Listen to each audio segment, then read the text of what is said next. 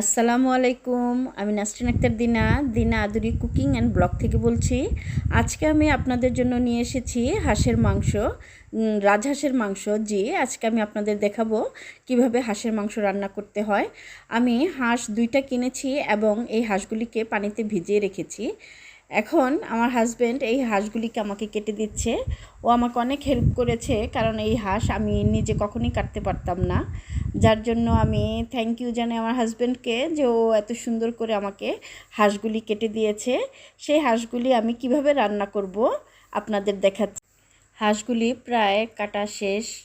এখন ও আরেকটু বড় বড় ছিল কয়েকটা পিস, সেগুলিকে আবার কেটে ছোট করে দিচ্ছে। ভালোই হচ্ছে, আমাকে কেটে না দিলে আমার রান্না করতে খুবই কষ্ট হতো। দেখুন কত সুন্দর করে কেটে দিচ্ছে। মাংসগুলি কাটার পর আমি ধুয়ে পরিষ্কার করে নিয়েছি। এখন আমাদের শুরু হবে রান্না। কিভাবে রান্না করব সেগুলি দেখাচ্ছি এবং কি কি মশলা লাগছে। আমি এখানে আদা, রসুন, পেঁয়াজ আর ক্যাপসিকাম নিয়ে নিয়েছি। এখানে আদা এবং রসুন, তারপর হচ্ছে ক্যাপসিকাম এবং সাথে আছে পেঁয়াজ, এগুলোকে আমি ব্লেন্ডার করে নিব। 2টা হাঁসের জন্য আমি এখানে আদা নিয়েছি 200 গ্রাম, রসুন 200 গ্রাম, বড় সাইজের ক্যাপসিকাম, 2টা বড় সাইজের পেঁয়াজ, আর এখানে নিয়েছি কিছু আস্ত রসুন। এগুলোকে আমি আস্তই রাখবো। এখন চলে যাচ্ছি ব্লেন্ডার করতে। এখানে নিয়েছি আমি কিছু শুকনো মশলা। এখানে আছে জয়ফল, এখানে আছে জয়ত্রী, এলাচি, এখানে আছে লং, কাঁচা আস্ত জিরা আছে, এখানে গোলমরিচ আছে, দারচিনি। এগুলাকে আমি এখন ব্লেন্ডার করে নিব। এগুলা খালি ব্লেন্ডার করা যাবে না, সাথে পেঁয়াজ দিয়ে ব্লেন্ডার করে নেব। আর এর সাথে লাগছে তেজপাতা আর দারচিনি।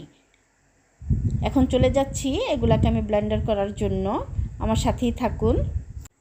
সবগুলি মশলা আমার ব্লেন্ডার করে হয়ে গেছে। এখানে আছে রসুন, এখানে আদা, এখানে হচ্ছে শুকনো মশলাটা যেটা আমি পেঁয়াজ দিয়ে ব্লেন্ডার করেছি।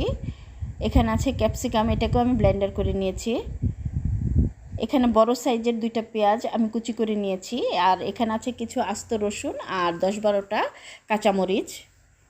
এখানে আছে 2 টেবিল চামচ মরিচের গুঁড়া, এখানে আছে 2 টেবিল চামচ হলুদের গুঁড়া, আর এখানে হচ্ছে 2 টেবিল চামচ লবণ। এখানে আছে কিছু শুকনো মশলা, এলাচি, দারচিনি, লং, তেজপাতা।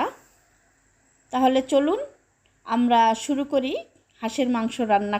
চলে আসলাম রান্না করতে। আমি চুলাতে একটা বড় সাইজের হাঁড়ি বসিয়ে দিয়েছি।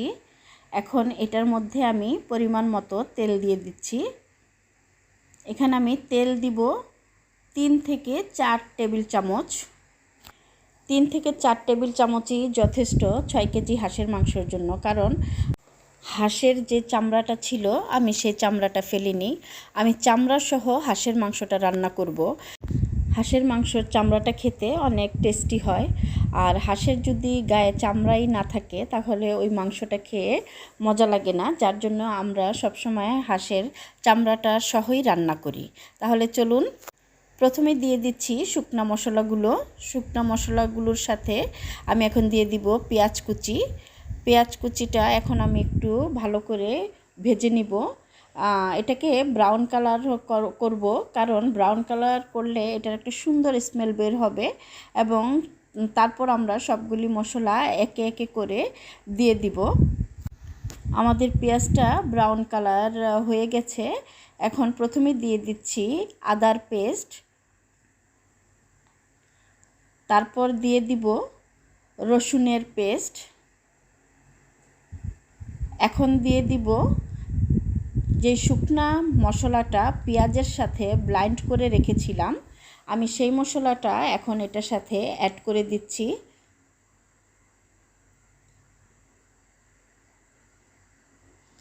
এরপর এটার সাথে দিয়ে দিব আমরা যে ক্যাপসিকামটা ব্লেন্ডার করে রেখেছিলাম, সেই ক্যাপসিকামটা ঢেলে দিচ্ছি।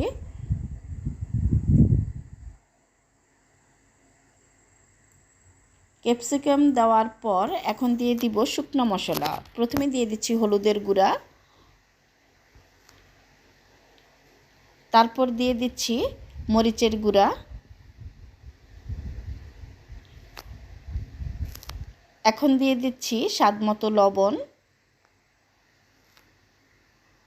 এখন সুন্দর করে মশলাটাকে নেড়ে দিব এবং মশলাটা কষার জন্য রেখে দিব। এর সাথে দিয়ে দিচ্ছি কোরমার মশলা।